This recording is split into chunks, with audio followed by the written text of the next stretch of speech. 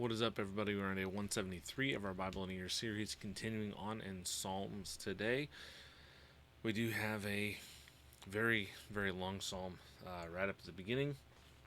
This is actually it's a historical retelling of kind of Israel's wishy-washiness and going against God, coming back, things like that. So, yeah.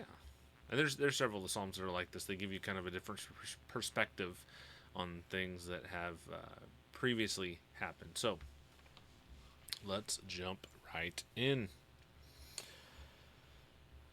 Psalm 78. My people, hear my instruction. Listen to the words from my mouth. I will declare wise sayings. I will speak mysteries from the past, things that we have heard and known, and that our ancestors have passed down to us. We will not hide them from their children, but will tell a future generation the praiseworthy acts of the Lord, his might and the wondrous works he has performed. He established a testimony in Jacob and set up a law in Israel, which he commanded our ancestors to teach to their children, so that a future generation, children yet to be born, might know they were to rise and tell their children, so that they might put their confidence in God and not forget God's works.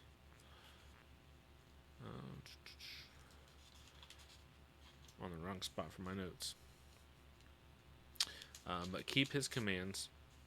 Then they would not be like their ancestors, a stubborn and rebellious generation, a generation whose heart was not loyal and whose spirit was not faithful to God. The Ephraimite archers turned back on the day of battle. They did not keep God's covenant and refused to live by his law. They forgot what they had done, the wondrous works he had shown them. He worked wonders in the sight of their ancestors in the land of Egypt, the territory of Zoan. He split the sea and brought them across the water, stood firm like a wall. He led them with a cloud by day and with a fiery light throughout the night. He split rocks in the wilderness and gave them drink as abundant as the depths. He brought streams out of the stone and made water flow down like rivers. But they continued to sin against him, rebelling in the desert against the Most High. They deliberately tested God, demanding the food they craved. They spoke against God, saying, Is God able to provide food in the wilderness? Look, he struck the rock, and water gushed out, torrents overflowed. But can he also provide bread, or furnish meat for his people? Therefore the Lord heard and became furious. Then fire broke out against Jacob, and anger flared up against Israel, because they did not believe God or rely on his salvation. He gave a command to the clouds above and opened the doors of heaven. He rained manna for them to eat. He gave them grain from heaven. People ate the bread of angels. He sent them an abundant supply of food. He made the east wind blow in the skies and drove the south wind by his might. He rained meat on them like dust and winged birds, like the sand of the seas. He made them fall in the camp all around the tents. The people ate and were completely satisfied, for he gave them what they craved. Before they had turned from what they had craved, while the food was still in their mouths, God's anger flared up against them, and he killed some of their best men.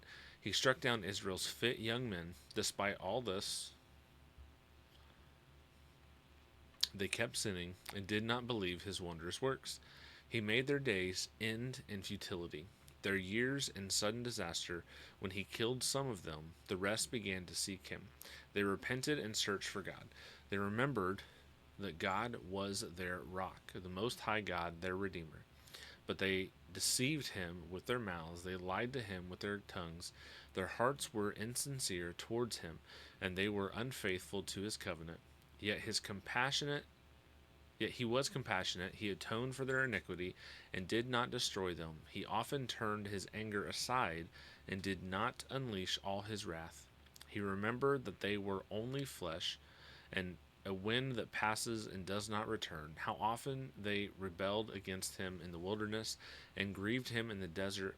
They constantly tested God and provoked the Holy One of Israel. They did not remember his power shown on the day he redeemed them from the foe, when he performed his miraculous signs in Egypt and his wonders in the territory of Zoan. He turned their rivers into blood, and they could not drink from their streams. He sent among them swarms of flies which fed on them, and frogs which devastated them. He gave their crops to the caterpillar, and the fruit of their labor to the locust. He killed their vines with hail, and their sycamore fig trees with a flood. He handed over their livestock to hail, and their cattle to lightning bolts. He sent his burning anger against them, fury, indignation, and calamity. A band of deadly messengers. He cleared a path for his anger. He did not spare them from death, but delivered their lives to the plague. He struck all the firstborn in Egypt, the first progeny of the tents of Ham. He led his people out like sheep. He guided them like a flock in the wilderness. He led them safely, and they were not afraid. But the sea covered their enemies. He brought them to his holy territory, to the mountain his right hand acquired. He drove out nations before them. He apportioned their inheritance by lot and settled the tribes of Israel in their tents. But they rebelliously tested the Most High God, for they did not keep his decrees. They treacherously turned away like their ancestors. They became warped like a faulty bow. They enraged him with their high places and provoked his jealousy with their carved images. God heard and became furious. He completely rejected Israel. He abandoned the tabernacle at Shiloh, the tent where he resided among mankind. He gave up his strength to captivity and his splendor to the hand of a foe. He surrendered his people to the sword because he was enraged with his heritage. Fire consumed his chosen young men, and his young women had no wedding songs. His priests fell by the sword, and the widows could not lament. The Lord awoke as if from a sleep, like a warrior from the effects of wine. He beat back his foes. He gave them lasting disgrace. He rejected the tent of Joseph and did not choose the tribe of Ephraim. He chose instead the tribe of Judah. Mount Zion, which he loved, he built his sanctuary like the heights, like the earth that he established forever. He chose David his servant and took him from the sheep pens. He brought him from tending ewes to be shepherd over his people, over Israel, his inheritance. He shepherded them with a pure heart and guided them with his skillful hands. Alrighty, chapter 79. That was the longest, definitely the longest one for today. Yeah, we're like 10 minutes in already almost. Chapter 79. God, the nations have invaded your inheritance, desecrated your holy temple, and turned Jerusalem into ruins. They gave the corpses of your servants to the birds of the sky for food, the flesh of your faithful ones, the beasts of the earth. They poured out their blood like water all around Jerusalem, and there was no one to bury them. We have become an object of reproach to our neighbors, a source of mockery and ridicule to those around us. How long, Lord, will you be angry forever? Will your jealousy keep burning like fire? Pour out your wrath on the nations that don't acknowledge you, on the kingdoms that don't call on your name, for they have devoured Jacob and devastated his homeland. Do not hold past iniquities against us. Let your compassion come to us quickly, for we have become very weak. God of our salvation, help us for the glory of your name. My video is just lagging. God of our salvation, help us for the glory of your name. Rescue us and atone for our sins for your name's sake. Why should the nations ask, where is their God? Before our eyes, let vengeance for the shed blood of your servants be known among the nations. Let the groans of the prisoners reach you according to your great power. Preserve those condemned to die. Pay back sevenfold to our neighbors, and the reproach they have hurled at you. Lord, then we, your people, the sheep of your pasture, will thank you forever. We will declare your praise to generation after generation. 80.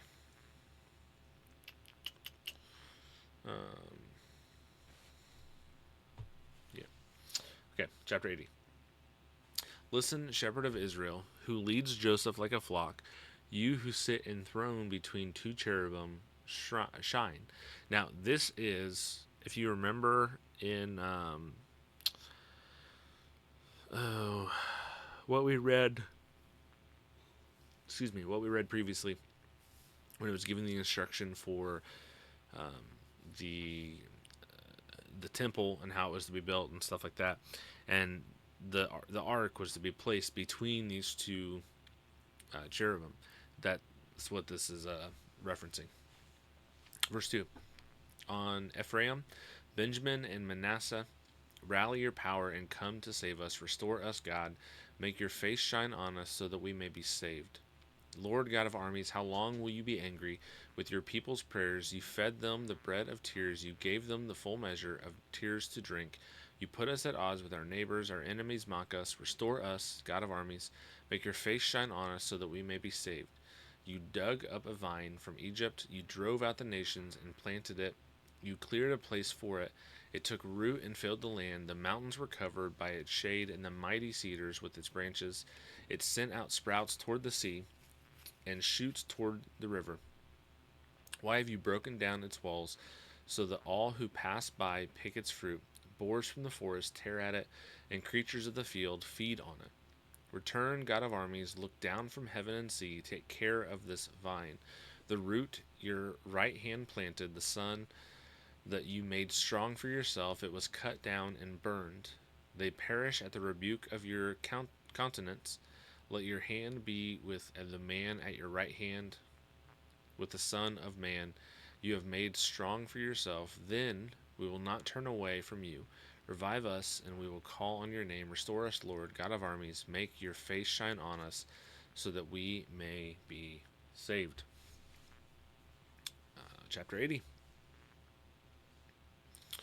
Sing for joy to God our strength. Shout in triumph to the God of Jacob. Lift up a song. Play the tambourine, the melodious lyre, and the harp. Blow the ram's horn on the day of our feast, during the new moon and during the full moon, for this is a statute for Israel, an ordinance of the God of Jacob. He set it up as a decree for Joseph when he went throughout the land of Egypt. I heard an unfamiliar language. I relieved his shoulder from the burden. His hands were freed from carrying the basket. You called out in distress, and I rescued you. I answered you from the thundercloud. I tested you at the waters of Meribah. Listen, my people, and I will admonish you. Israel, if you would only listen to me, there must not be a strange God among you. You must not bow down to a foreign God. I am the Lord your God, who brought you up from the land of Egypt. Open your mouth wide, and I will fill it. But my people did not listen to my voice. Israel did not obey me, so I gave them over to their stubborn hearts to follow their own plans. If only my people would listen to me, and Israel would follow my ways, I would quickly subdue their enemies and turn my hand against their foes. Those who hate the Lord would cower to him. Their doom would last forever, but he would feed Israel with the best wheat. I would satisfy you with honey from the rock. And chapter 82. God stands in the divine assembly. He pronounces judgment among the gods. How long will you judge unjustly and show partiality to the wicked? Provide justice for the needy and the fatherless. Uphold the rights of the oppressed and the destitute. Rescue the poor and needy. Save them from the power of the wicked. They do not know or understand. They wander in darkness. All the foundations of the earth are shaken. I said, you are gods. You are all sons of the Most High. However, you will die like humans and fall like any other ruler. Rise up, God, judge the earth, for all the nations belong to you. And that is where we will stop it today. I just kind of freaked myself out because I'm not wearing a hat. I think it's only like, probably count on one hand the number of times I've done a video not wearing a hat. So I don't know if you should consider it a treat. Probably shouldn't. It's just weird.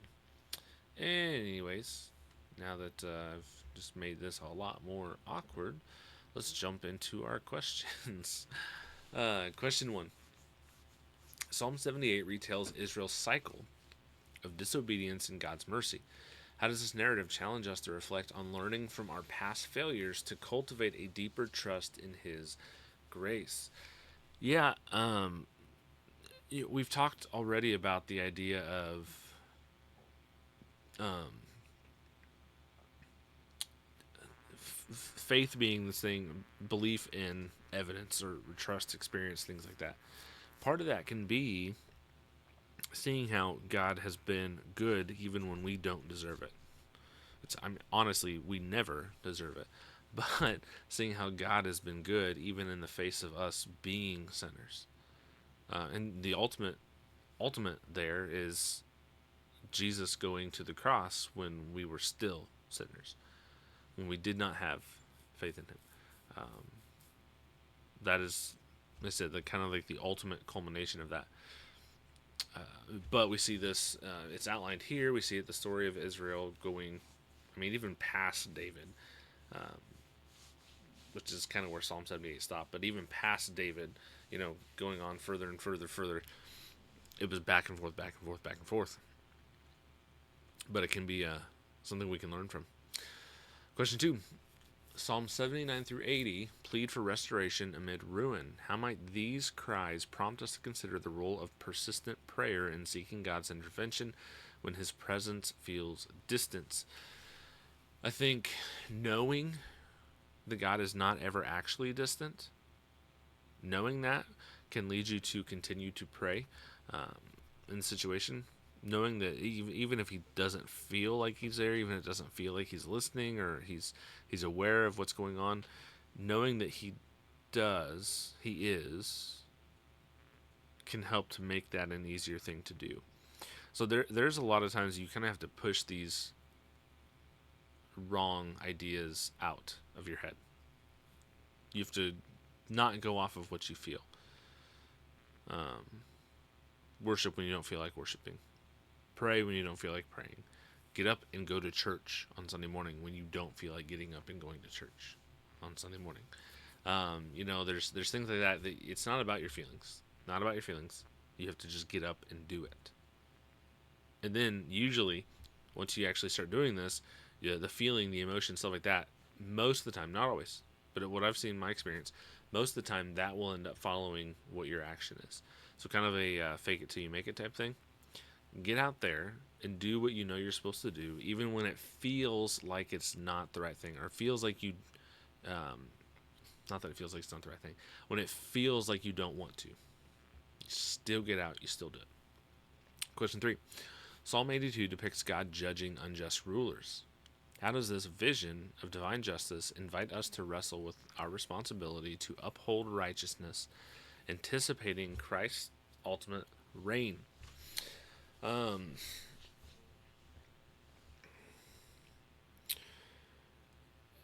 I think that is a mark of a Christian as someone who wants righteousness, who looks for righteousness, and also who is looking to hold to account those who need to be held to account, especially in the church, especially in church leadership. Someone who loves righteousness. God is righteous. So if you love God, you should love righteousness. I do think we have a responsibility to the best of our abilities, uphold that righteousness and try to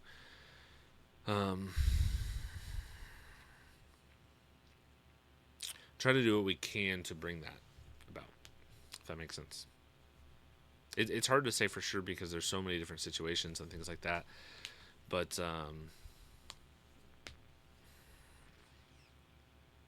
yeah, be just, be fair. Don't be a person who acts one way in private and then changes when they're out in public, or acts differently around different people. At least not vastly.